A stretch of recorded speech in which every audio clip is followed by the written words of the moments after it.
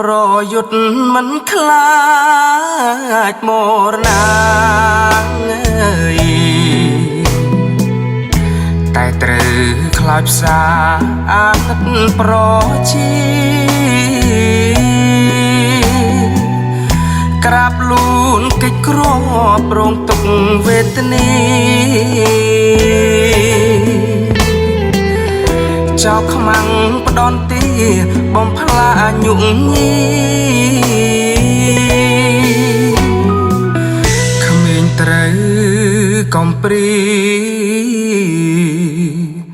បែកឪពុកម្ដាយរងាឃ្លាតឆ្ងាយរត់ផ្លាំងគ្រប់ទីឆេះសាលារៀនផ្ទះក៏ខ្ទេចខ្ទី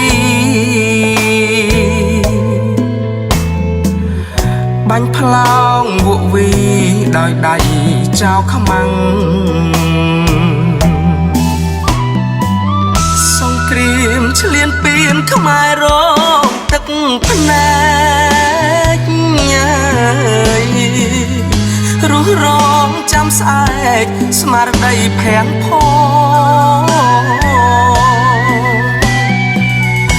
អង្គវបនព្រះជួយធ្វើរហនាងជួយបិទជួយបាំងកងទ័ពខ្មែរ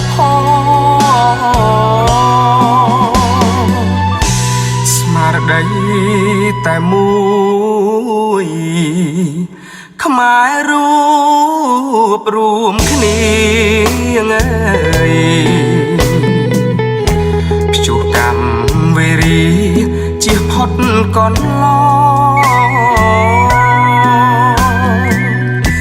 វិលជួបគ្រួសារញាតិមិត្តប្អូនបងរាជខ្មែរបនសងត្រូវការសន្តិភាព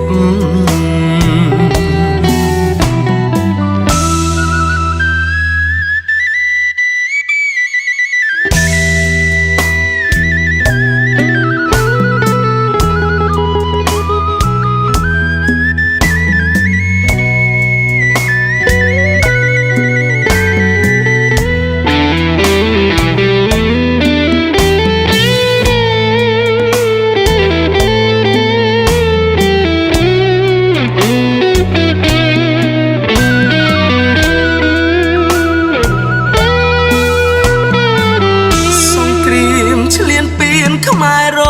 ងទឹកភ្នែករុះរងចាំស្អែកស្មារតីភាំង